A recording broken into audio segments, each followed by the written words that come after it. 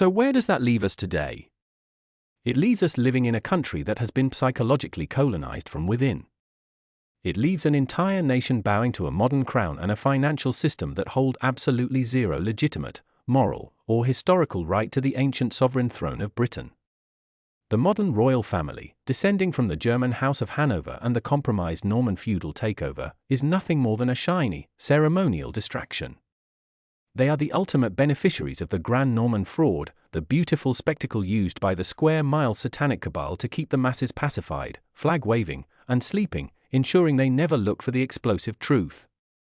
Because if you want the real ancient bloodline, you have to look entirely away from the corporate, skyscraper-heavy fortress of London.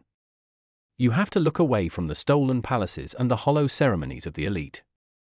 The monumental research of Alan Wilson and Baron Blackett proved a fact that sends a shiver of pure terror down the spines of the corporate rulers in the city. The true, uncorrupted lineage of King Arthur, Prince Madoc, and the noble Cymric kings never actually died out. It survived the Norman purges. It survived the genocidal campaigns of William the Conqueror. It survived centuries of academic erasure and systemic oppression. Driven out of their ancestral lands, the surviving remnants of the true British royal houses retreated deep into the majestic mountains of Wales, specifically into the historic heartlands of Glamorgan, Gwent, and Powys.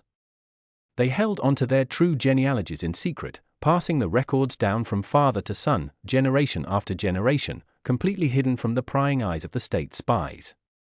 Today, the true, genetically verifiable heirs to the sacred sovereign throne of Britain are not sitting in castles surrounded by servants.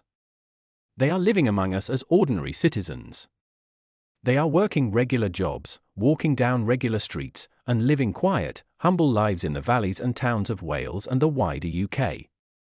They carry the sacred, uncorrupted warrior blood of the true protectors of this island directly in their veins. The parasites in velvet hats who rule the square mile know this. The dark cabal knows that their entire house of cards is built on a foundation of stolen history and legal fiction.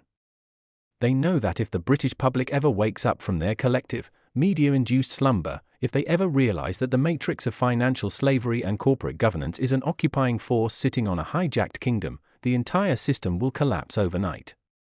The throne has been usurped. The symbols have been stolen, but the bloodline of the true protectors remains out there, waiting.